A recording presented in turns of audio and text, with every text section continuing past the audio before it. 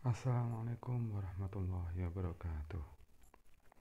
Alhamdulillah kita bisa berjumpa lagi dengan saya pada kelas SKI. Hari ini kita pertemuan kelima. Kita mulai membahas bab 2, yaitu perkembangan peradaban Islam pada masa dinasti Abbasiyah.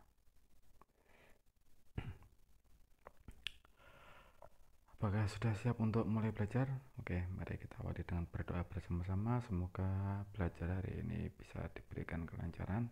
Semoga ilmu yang kita peroleh menjadi ilmu yang bermanfaat. Amin.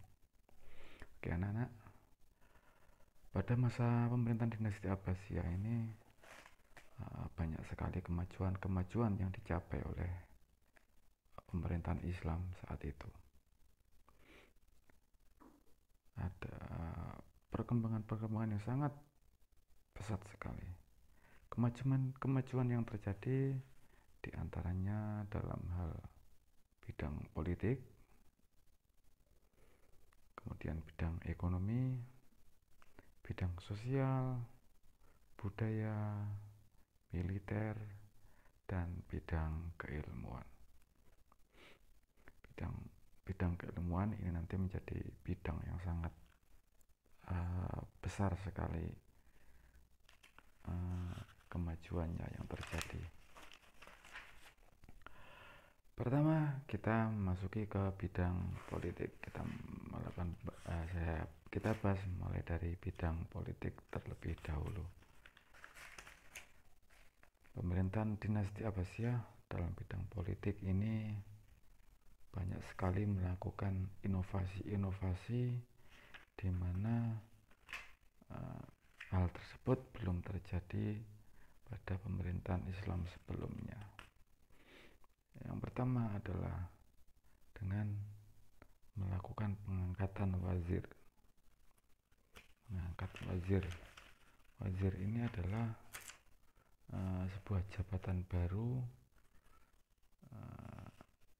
yang dibuat oleh saat itu Khalifah Abu Ja'far al-Mansur, Khalifah kedua dari dinasti Abbasiyah ini. Beliau membuat jabatan baru yang dinamakan dengan wazir, atau coro saiki ngono istilahnya adalah perdana menteri. Jabatan yang baru.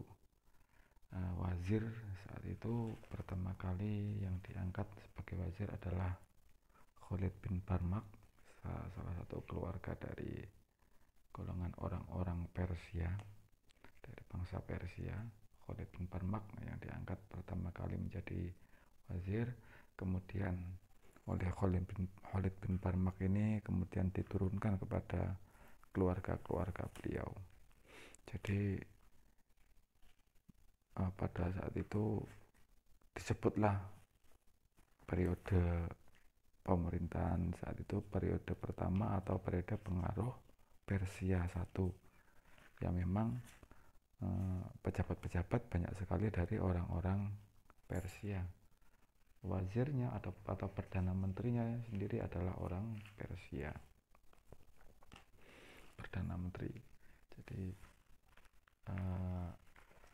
Khalifah menjadi pimpinan, tadi rojone. Nah, yang menjalankan pemerintahan adalah wazir atau perdana menteri ini. Yang kedua, pembentukan Diwanul Kitabah. Diwanul Kitabah ini, atau kalau sekarang disebutnya dengan sekretaris negara. Jadi mulai menyusun sistem pemerintahan dengan rapi, dengan membuat Diwanul Kitabah ini atau sekretaris negara. Ada sekretaris persuratan, sekretaris keuangan, sekretaris tentara, sekretaris kepolisian, kehakiman. Jadi sudah mulai dibentuk. Yang kemudian yang ketiga adalah membentuk departemen. Jadi membuat departemen luar negeri, urusan pegawai negara, dan sebagainya. Di materi LKS sudah ada ya, bisa dibaca. Yang kemudian yang berikutnya pembentukan Baitul Mal atau kas negara. lembaga yang bertanggung jawab terhadap kas negara ini.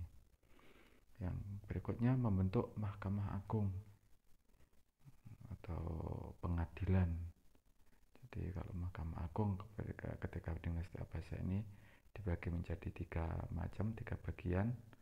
Ada Al-Qadha, ada Al-Hisbah, dan ada An-Nazar Afil Madzalim. Terus dalam bidang politik ini pemerintahan yang menjalankan pemerintah atau orang-orang pemerintah ini bisa dari siapapun, tapi untuk khalifah atau rajanya ini hanya dari keturunan Abbas.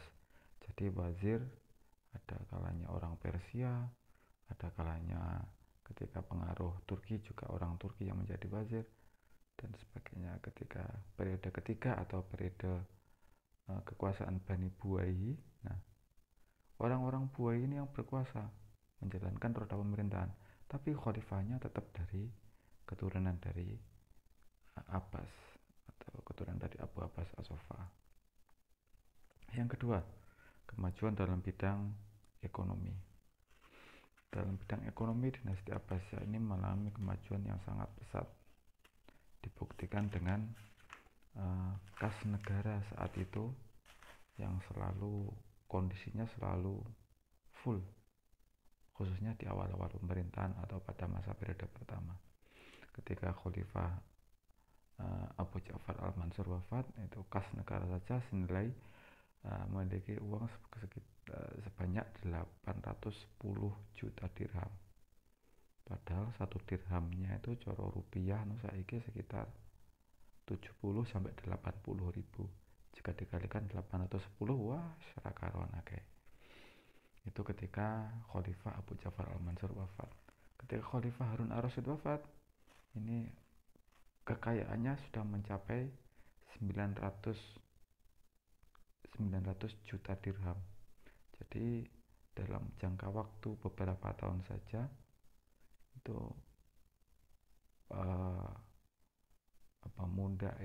pertambahan kas negara itu sangat banyak sekali, 90 juta dirham.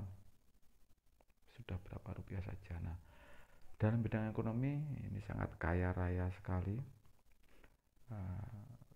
Kekayaan yang didapat itu merupakan dukungan dari beberapa bidang, yaitu bidang pertanian,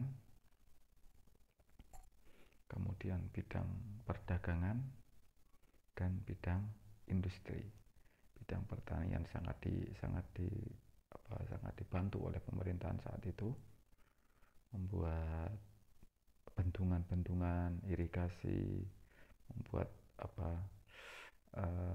lahan pertanian baru. Nah, jadi pertanian sangat didukung oleh pemerintah. Perdagangan juga seperti itu. Perdagangan juga sangat didukung oleh pemerintah. Perdagangan baik perdagangan dalam negeri ataupun perdagangan luar negeri. Juga membangun jalan-jalan, sarana jalan dibangun. Ketika jalan sudah mudah, maka ongkos kirim juga lebih murah, yang akhirnya berimbas pada roda putaran perdagangan ini menjadi lancar, menjadi cepat. Hanya bisa menambah pundi-pundi kekayaan pemerintahan saat itu. Perdagangan tidak hanya dari dalam negeri, tapi juga dari perdagangan luar negeri. Industri juga mengalami kemajuan banyak sekali. Perusahaan-perusahaan yang sudah dibangun di kota Syam ada perusahaan keramik, di kota Andalusia ada perusahaan perkapalan, perusahaan senjata di Damaskus, Basrah, Khuzestan, dan lain sebagainya. Jadi banyak sekali perusahaan-perusahaan atau industri-industri yang sudah muncul pada masa pemerintahan dinasti Abbasiyah ini. Bidang berikutnya yaitu bidang sosial. Dalam bidang sosial ini pemerintahan dinasti Abbasiyah berhasil menghimpun masyarakat menjadi satu kesatuan yang utuh. Jika pada masa dinasti Umayyah kondisi sosial ini terjadi kesenjangan yang sangat tinggi, yang sangat jauh, ada kesenjangan, ada pemisah lah dalam bidang sosial. Nah, khususnya bagi orang-orang Arab, asli Arab, dan orang-orang Islam atau masyarakat yang yang tidak asli Arab, atau orang-orang Persia. Ya, timbul kesenjangan. Ketika Bani Abbasiyah berkuasa, kesenjangan itu dalam bidang sosial sudah bisa dihimpun menjadi satu. Tidak ada perbedaan antara orang Arab ataupun dengan orang-orang yang non-Arab. Jadi dalam bidang sosial azasnya yang digunakan adalah azas persamaan, sama-sama masyarakat. Tidak ada perbedaan dalam hal suku, ras, agama tidak dibedakan. Akan tetapi masih ada kelas sosial. Jadi dinasti Abbasiyah ini membuat kelas sosial. Ada dua kelas sosial, yaitu kelas umum dan kelas khusus. Perbedaannya antara kelas umum dan kelas khusus ini adalah pada keikutsertaan atau andil masyarakat tersebut dalam pemerintahan. Kelas umum bagi orang-orang yang tidak terjun langsung terhadap pemerintahan, sedangkan kelas khusus bagi masyarakat, bagi orang-orang yang terjun langsung dalam pemerintahan. Contohnya kalau kelas umum itu ya saudagar, orang-orang kaya, pedagang, para ahli ilmu, para seniman, para budayawan, itu adalah termasuk dalam kelas umum. Jadi orang-orang yang tidak terlibat langsung terhadap pemerintahan. Sedangkan kelas khusus ini adalah kelas bagi orang-orang yang terlibat langsung dalam pemerintahan.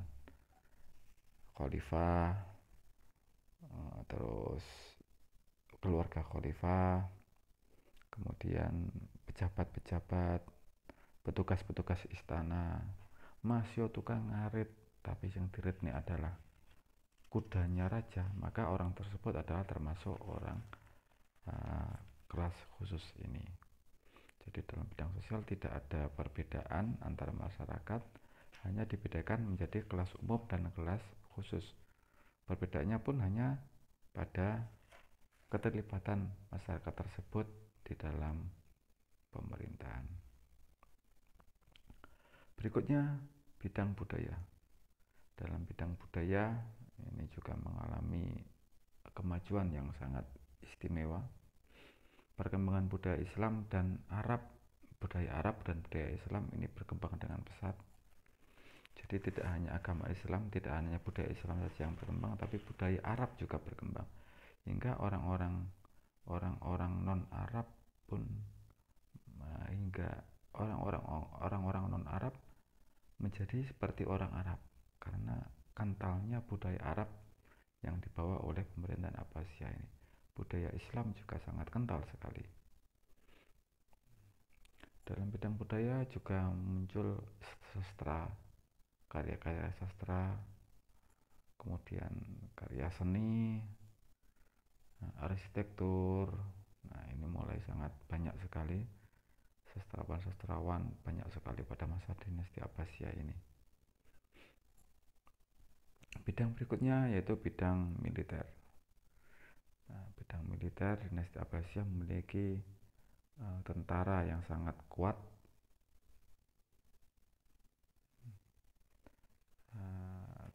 kemajuan di antara dari kemajuan itu adalah kesejahteraan tentara. Tentara saat itu sangat sejahtera sekali. Gaji tentara saja, gaji pasukan. Ketika Abu Abbas As-Saffah ini berkuasa jadi khalifah, pasukannya perang, tentaranya itu digaji 80 dirham per bulan. Sedangkan pasukan berkuda gajinya 2 kali lipat atau 160 dirham. Jadi kesejahteraan tentara sangat dijamin, tentara sangat sejahtera. Jumlah tentara juga sangat banyak sekali, mencapai jumlah tentara ketika Khalifah Harun ar-Rasyid berkuasa ini jumlah tentaranya mencapai 135.000 orang. Jadi tidak hanya tentaranya saja, senjatanya juga sangat lengkap. kita mutakhir juga membuat armada laut atau tentara cara saiki ngono angkatan laut. Nah, angkatan laut ini juga sangat signifikan peranannya, utamanya untuk mengamankan pemerintahan dari sisi laut, juga mengamankan roda perdagangan yang saat itu perdagangan luar negeri lewatnya juga hanya dari laut, belum ada pesawat saat itu. Bidang militer. Berikutnya bidang ilmu pengetahuan. Nah, bidang ilmu pengetahuan ini bidang yang sangat menonjol bagi pemerintahan dinasti Abbasiyah. Nanti kita akan bahas di bab berikutnya, yaitu di bab 3. Alhamdulillah, materi kita sudah selesai untuk perkembangan kebudayaan dan peradaban pada masa dinasti Abbasiyah ini. Berikutnya nanti silakan kalian buka CBT, Computer Basic Test ya. Ada beberapa pertanyaan yang kalian harus jawab sebagai bukti bahwa kalian sudah menyimak materi yang saya sampaikan. Sebagai tambahan juga kalian baca di LKS kalian bab perkembangan kebudayaan pemerintahan dinasti Abbasiyah ini. Oke, kita akhiri pertemuan hari ini dengan baca hamdalah bersama-sama. Semoga ilmu yang kita dapat menjadi ilmu yang bermanfaat. Semoga kita tetap diberikan kesehatan. Alhamdulillahirabbil alamin. Saya akhiri. Assalamualaikum warahmatullahi wabarakatuh.